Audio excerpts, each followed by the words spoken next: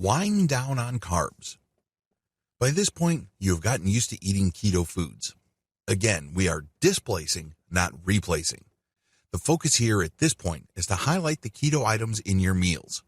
Think of it this way. You're in a big space. It's dark. And then there's a spotlight. There are several food items in the middle of the space. Instead of shining the spotlight on all the food items, shine it on only the keto items. Now, this means that you're not cutting out all the other foods on your meal plan.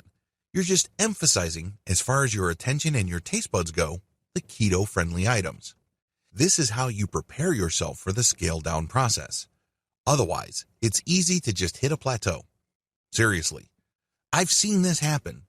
I've advised a lot of people who transitioned from the standard American diet to a keto diet, and this is the wall they keep hitting. They can't let go of the other foods because they focus on all the items on their meal plans.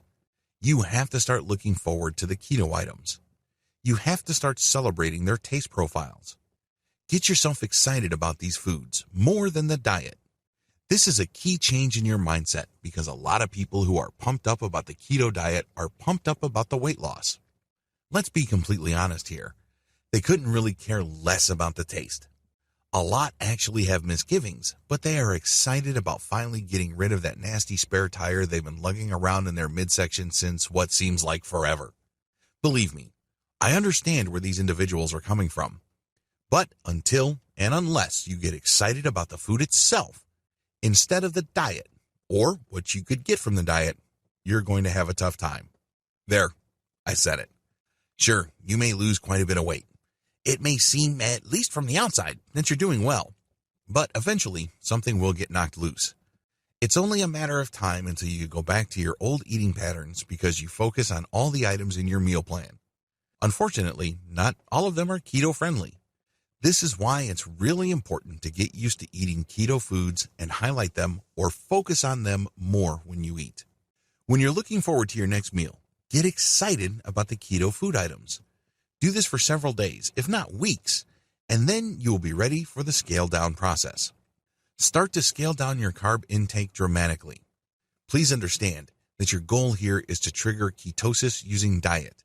This involves a transition phase, but eventually you must be fully ketogenic. In other words, at a certain point in time, you must flip over to using fat as your main energy source instead of sugar. This is the point where things get real with the keto diet. All the previous videos that I've walked you through prepare you for this point in time. This can only happen when you start to scale down your carb intake dramatically. How come? As I've mentioned in a previous video, if insulin is in the picture, you're not burning fat for fuel. Seriously, it really is that simple. If you eat more than 12 to 25 carb grams every single day, your body will be producing insulin and you're mostly burning sugar throughout the day for energy. At this point in time, you're going to have to scale down your carb intake dramatically so you can get below the 12 to 25 gram maximum daily carb intake threshold. Thankfully, there are two wonder foods that you can rely on to get you there. Your keto wonder food number 1, eggs. I don't know about you, but I've always had a softness for eggs. They're compact, they're pretty straightforward, they're definitely easy to prepare, and they're loaded with nutrition. Eggs are packed with all sorts of vitamins and nutrients, and they don't really pack much calories on a gram per gram basis. Did you know that Weight Watchers no longer gives points for eggs? If you don't know the Weight Watcher system, when you eat certain foods, you're given points, and you can only eat so much food until you hit a certain point threshold. If you go over that maximum point threshold, you're going to gain weight. If you eat below it, you lose weight. For the longest time, Weight Watchers was giving eggs points. Well, they've wiped those points out. Now you can basically eat quite a bit of eggs. This is in keeping with recent research that shows that eggs are not bad for you. For the longest time, eggs were demonized in the United States and elsewhere as these cholesterol bombs. Well, it turns out, after decades of research, that it's sugar that is making us sick and not fat. Not eggs. And definitely not dietary fat. Interesting how things change, right? This is why it's a good idea to load up on eggs. Maybe you like them boiled. Maybe you like them sunny side up. It doesn't matter. Load up on eggs. This is a great keto food. 1 to 2 eggs should be fine. They fill you up and they make you feel fuller for a longer period of time. Your keto wonder food number 2, avocado. As I've mentioned earlier, avocado is not exactly a default taste for most people.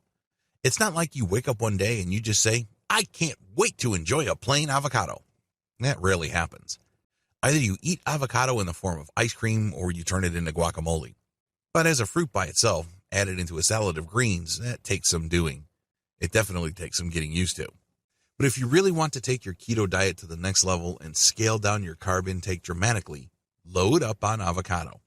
It's loaded in fat, but it also has dietary fiber and is loaded with vitamins. It's really good for you.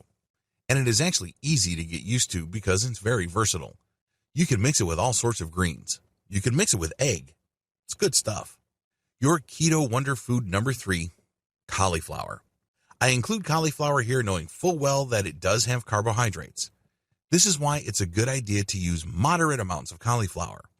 Maybe you can prepare it once every other day or a little more frequently. I include cauliflower here because a lot of us veterans of the standard American diet are used to eating a significant amount of carbohydrates every day. In my case, I used to eat a lot of rice. Cauliflower saved my life as far as my keto diet goes. Why? Instead of loading up on brown rice, red rice, or plain steamed white rice, I make cauliflower rice. You just grind it up and then you fry it. You can turn it into fried rice, or you can serve it plain, fried, or sautéed. It is roughly the same consistency as rice, but it's loaded with protein instead of carbs. Of course, you should only eat a moderate amount of protein daily. You can't go overboard with protein because, as I have mentioned earlier in this training, your liver actually turns protein into sugar. This is called glucogenesis. You don't want this to happen because you want to minimize the amount of sugar, regardless of its source, in your system for ketosis to work its wonders.